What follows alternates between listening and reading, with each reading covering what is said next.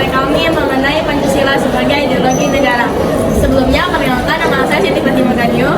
Saya Siti Putri. Nama saya Rafael Fernandes. Saya Bimantara Abdullah Desa. Nama saya Muhammad Ali Julpita Pato. Nama saya Adi Gasentra. Dan inilah video pembelajaran kami. Sejarah lahirnya Pancasila. Pancasila merupakan dasar negara Republik Indonesia yang lahir pada 1 Juni 1945 dari pidato Soekarno dalam sidang pertama BPU PKI.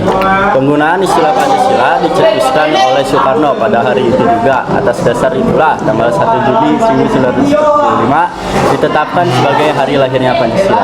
Pancasila lahir pada tanggal 1 Juni 1945, tetapi saat itu belum disahkan sebagai dasar negara Indonesia.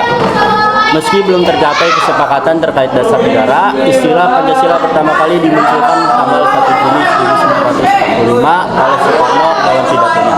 Pada 18 Agustus 1945, PPKI melaksanakan sidang.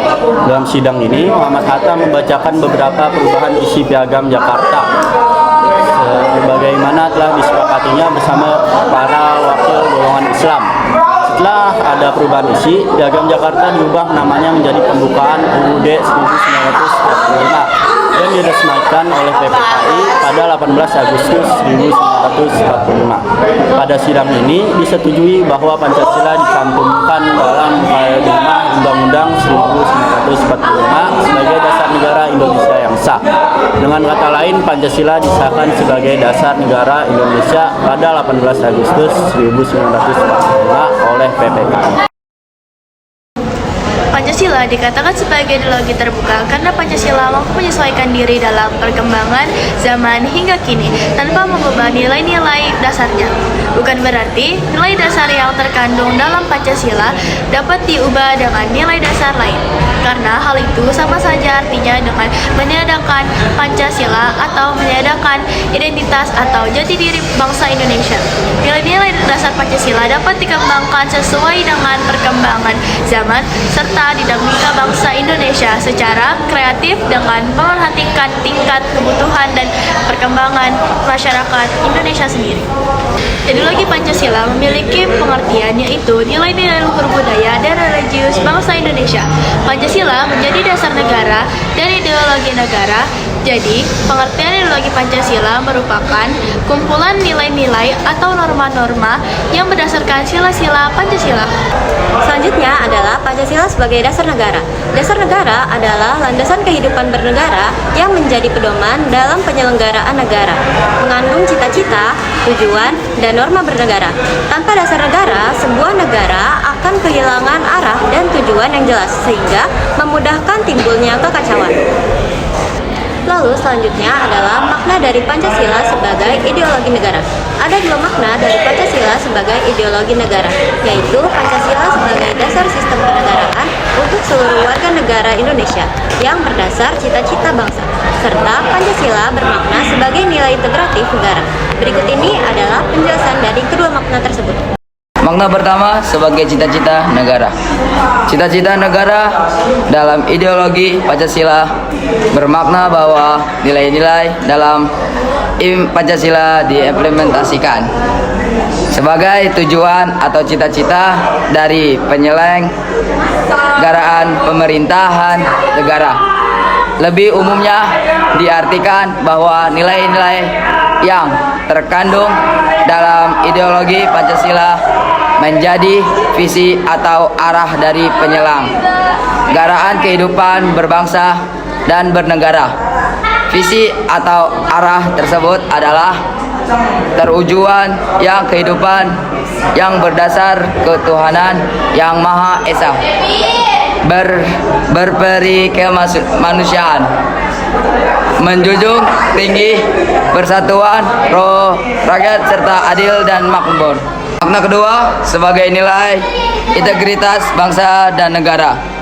Pancasila menjadi sarana untuk menyatukan perbedaan bangsa Indonesia sebagai nilai integritas bangsa dan negara.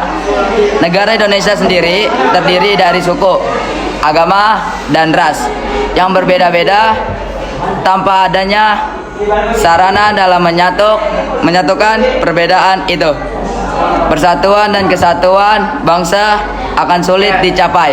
Itulah makna dari Pancasila yang sebagai ideologi negara dalam memegang peran yang penting untuk persatuan dan kesatuan, yaitu menjadi pemecah konflik atau penyentaraan dalam kesenjangan berbangsa. Ciri Pancasila sebagai ideologi negara. Yang pertama, memiliki derajat tertinggi sebagai nilai hidup kebangsaan dan kenegaraan. Yang kedua, mewujudkan suatu asas keagamaan, pandangan dunia, prinsip hidup, pegangan hidup yang dipelihara, dikembangkan, diamalkan, dilestarikan kepada generasi berikutnya, diperjuangkan dan dipertahankan dengan kesediaan berkorban. Ideologi ialah suatu pilihan yang jelas, membawa komitmen, keterikatan untuk mewujudkannya. Selanjutnya adalah tantangan terhadap ideologi Pancasila. Yang pertama, radikalisme dan intoleransi. Munculnya paham ekstrim yang bertentangan dengan nilai toleransi dan kebinekaan. Yang kedua, pengaruh globalisasi, masuknya budaya asing yang tidak sesuai dengan nilai-nilai Pancasila seperti gaya hidup individualis dan materialis. Yang ketiga, disinformasi dan hoax di media sosial, penyebaran informasi palsu yang dapat memecah belah persatuan bangsa dan menurunkan kepercayaan terhadap institusi negara. Yang keempat, kurangnya pemahaman generasi muda, menurunnya kesadaran akan pentingnya Pancasila sebagai ideologi dan dasar negara, terutama di kalangan anak muda.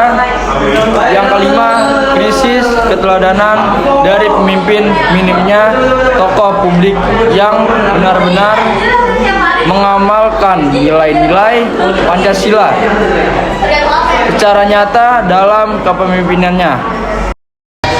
Selanjutnya ialah peran kita dalam menjaga ideologi Pancasila. Generasi muda sebagai penerus bangsa memiliki peran yang sangat penting dalam dalam melestarikan dan mengembangkan nilai-nilai Pancasila di tengah arus globalisasi dan perkembangan teknologi yang begitu cepat. Tantangan untuk menjaga nilai-nilai luhur Pancasila semakin kompleks. Yang terakhir ialah kesimpulan dari materi ini. Sebagai warga negara, peran kita dalam menjaga ideologi Pancasila dapat dilakukan dengan mengamalkan nilai luhur Pancasila dalam kehidupan sehari-hari. Bersikap toleran terhadap perbedaan, aktif dalam menjaga persatuan, melawan paham radikal, serta menjadi contoh yang baik di lingkungan sosial, baik secara langsung maupun melalui media sosial. Sekian dari kelompok 1. Wassalamualaikum